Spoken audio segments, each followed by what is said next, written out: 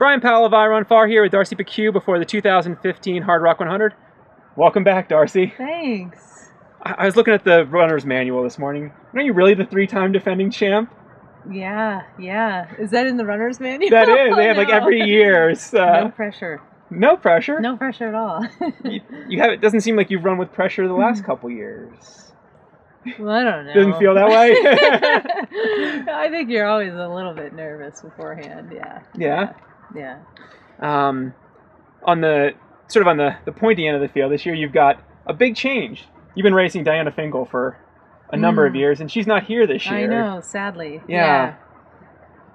But you have Anna Frost jumping in there. Yeah, amongst others. Yeah. It's a good women's field, which is kind of exciting. Anna Frost is in there, Darla Askew, and Missy Gosney. She's been training really hard here. Well, and she's an amazing mountaineer, and that's really what, if you're comfortable in these mountains, it really goes a long way, I think. You've shown that in the past couple of years that patience and, and trying to, run smooth the whole way kind of pays off, like in this race. Like, you don't have to go off the front to...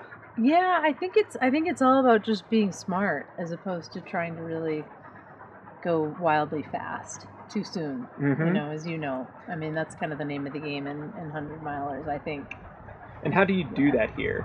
I mean, what if Well, the terrain dictates what you do, I think. You can't really run very much on the climbs, and so you just have to slow down. And I think sort of running in your comfort zone for the first half, at least, is a fairly decent way to go. And how do you actually get yourself to do that? Do you just monitor your how you feel? Do you wear a heart rate monitor, or do you ever feel yourself going too hard and telling yourself, I gotta slow down? I think, I don't wear a heart rate monitor, but I think I can sort of tap into that, like how am I feeling, and how hard am I working right now, and is this gonna be too much for too long, or can I take it back a little bit? Yeah.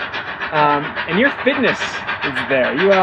Did you just set the course record at the Bighorn 50 last month? I had a good race there. It was fun. I had a really good race. And I think more so than that, I recovered well, which is what I was hoping. If I recovered well, I knew that, okay, I'm in a pretty good place. So that felt good to be able to recover from that. So you've had a pretty good training block this year then? Yeah, I think so. It's, I don't... There's the Durango Silverton narrow gauge, folks. Pretty cool Taurus money coming into Silverton. I've been trying to get up high as much as possible for me, and I knew that there was a lot of snow up here, so I just sort of stayed locally and ran in the Indian Peaks near my house in Boulder, and camped up high a little bit, and did whatever I could to get up high every so often. Do you feel as strong as you have in years? Because you were injured a couple years ago, sort of in the winter or spring, weren't you? Oh, I think I had plantar fasciitis for a while, I think it's when you switched to Hoka's, actually. That's right, yeah. That's right. Yeah, they're awesome. I feel good. I feel as good as ever. And rested after the Bighorn? Bighorn, yeah. What brings you back here after you? Because you've won it 3 times in a row now. You've run it a couple more times. Like, why race Hardrock? Well, there's so much more out there, but...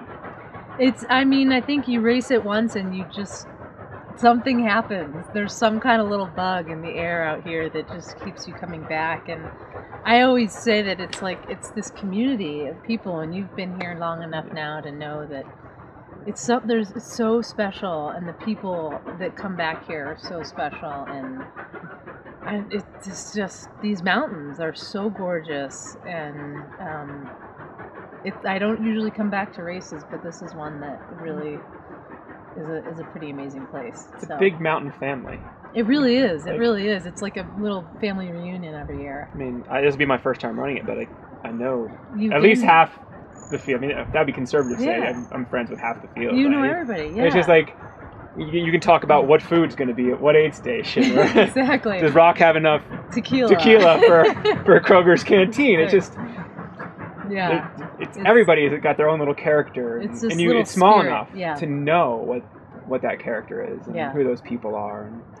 And, through all the years that you've come here, do you have any people that you've either modeled yourself after or really leaned on for advice? Or gosh, it's funny.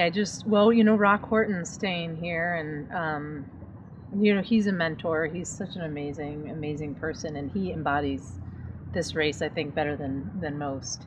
And I just ran into one of my other, early mentors, Stephanie Arrett.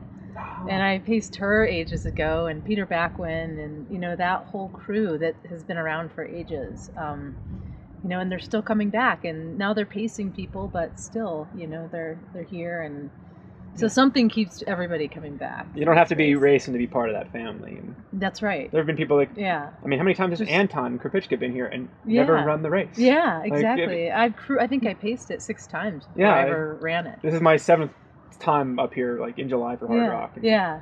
Okay, just time to run. Yeah, it's Silverton. It's July. When am I going to Silverton?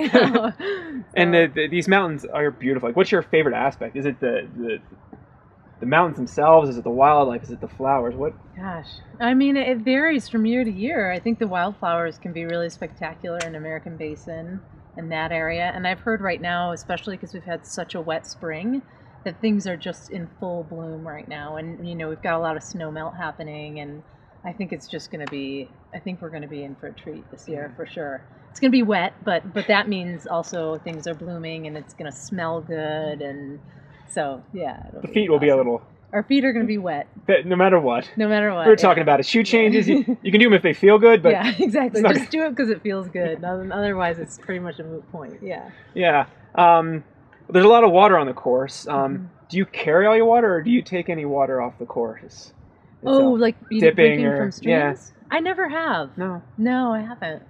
So I'm sure you could, because it's probably primarily snow melt. So what do you do? Are you going to carry a waist pack, a vest pack? What are you going to do in terms of?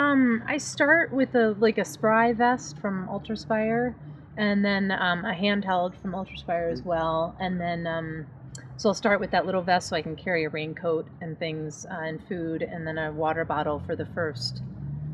Up until, I guess it would be Sherman. And then at Sherman I'll take a larger pack and poles. And bladder and... In a bladder and everything, yeah. Speaking of a jacket, the forecast is really, really nice this weekend. Fingers crossed. I mean, if you're going into Saturday night and the forecast is saying 0% chance of rain. I'm not going into Saturday night. Sorry, Friday night. I'm thinking, Friday night. Me neither. Going into Friday night, if the forecast is good going into it, and it's blue sky, would you leave a rain jacket at home? Are you always going to carry it? I might always carry a little, some type of a Whisper Light type jacket. Like a Houdini kind of. Houdini, sorry, yes. Yeah. What am I talking about? Whisper Light's a stove. Yeah, no. Houdini. I knew what you were talking about. One of those things. One of those rain vests. Yeah, a little jacket, but not necessarily a rain jacket. A little jacket only because, it can get really chilly up high. So if nothing else, for the cold at night, for sure. And I mean, I wouldn't say. And maybe I would carry. At night, I'll carry gloves and a hat as well. Yeah. Will you switch into pants and a long shirt, or will you, if it's just? Hopefully not. I mean, I don't like to put on tights ever. Yeah. I'd rather just run in shorts. Yeah. Yeah. Because eventually you get hot again, and you don't want the tights on anymore. So you wouldn't carry any pants, just a jacket. Yeah. Hopefully not. Unless it's downpour. I mean, last year it rained all night long and lightning stormed all night long. So did you have pants in your drop bag that you just for your crew? Sherman I had to change completely and put on pants, and it was really cold. It was that. Yeah. So hopefully we won't have that this year. So as it, Hardrock is a test of metal to some degree, but for someone who's run a lot, it's still nice to have a beautiful day. Oh yeah, gosh, that's what we all want. Have you had one yet? I mean, have you? Yeah, I think there's been a few years where the weather was pretty nice. Yeah, last year was the worst, I feel like, in terms of just long-standing rain and lightning, and at night, nonetheless. Normally in Colorado we see these storms that roll in and they go away, but last year it just didn't stop, and as you know, the lightning came on at night and it didn't stop for hours and hours. So that was rough, because when you're soaking wet and it's nighttime, it's just inevitably you get really cold. And you've been out there moving for 18 hours. I'm tired. Yeah. So I'm looking right now for Sophia, your daughter, to run across in front of the interview as she wants to do. I believe this is your first time racing down here without Sophia in tow. I've done a couple years where she hasn't been here. Okay. So, yeah, she's at home with her Nana, and having they're fun gonna over be there. having a blast this week. So yeah. Yeah, you'll be thinking of her. Oh, absolutely. Yeah, I carry her. Yeah, Aww. I carry her with me. Yeah. Well, enjoy the weekend out Thank there. you. You Darcy. too. You have fun. I will. That's the goal. Yeah. Exactly. Patience and fun. Yes, that's it. Yeah. Well, enjoy. Right. Thanks, Brian.